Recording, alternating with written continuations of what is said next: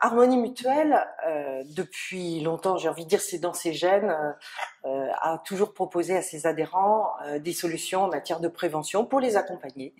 Que ce soit à titre individuel et également pour accompagner les entreprises.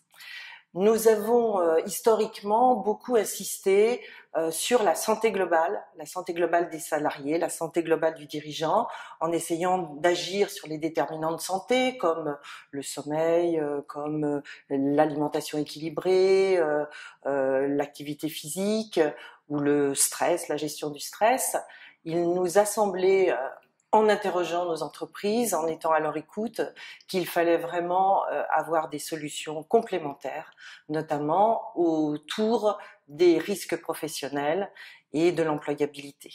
Donc les risques professionnels aujourd'hui, il y en a certains qui sont plus impactants et plus généralisés dans les entreprises que d'autres. On pense notamment aux troubles musculo-squelettique par exemple, qui est la première cause de maladie professionnelle. On peut aussi parler des risques psychosociaux, également dans certaines entreprises du risque routier, et tout cela bien sûr peut agir sur l'employabilité et sur l'absentéisme. Donc l'axe accompagnement des risques de l'entreprise autour des risques professionnels est un des axes que nous investissons aujourd'hui et qui répond vraiment aux besoins. Nous avons également un axe de solution qui va tourner autour de la conciliation vie personnelle, vie professionnelle.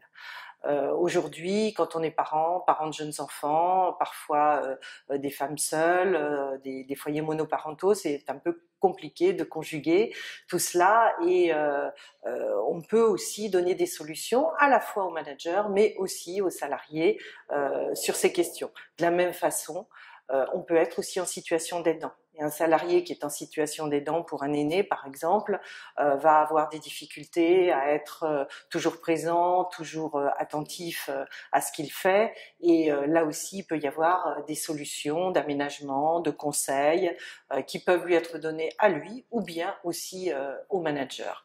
Donc comprendre ce type de situation nous paraît aussi important et on peut accompagner les entreprises dans ce domaine. S'agissant de ces différents axes, nous avons différents niveaux de réponse et de solutions. Un premier niveau qui est un niveau de sensibilisation, là toujours soit auprès du salarié, soit auprès des managers.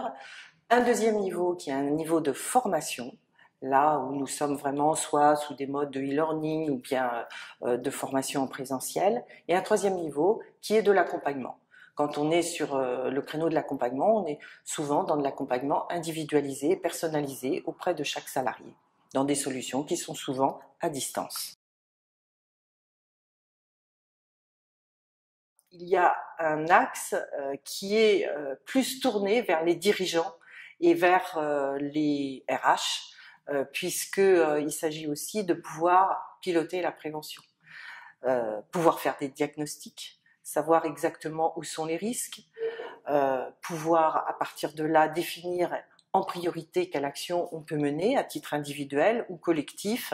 Ce sont aussi des aides que nous pouvons apporter directement aux dirigeants.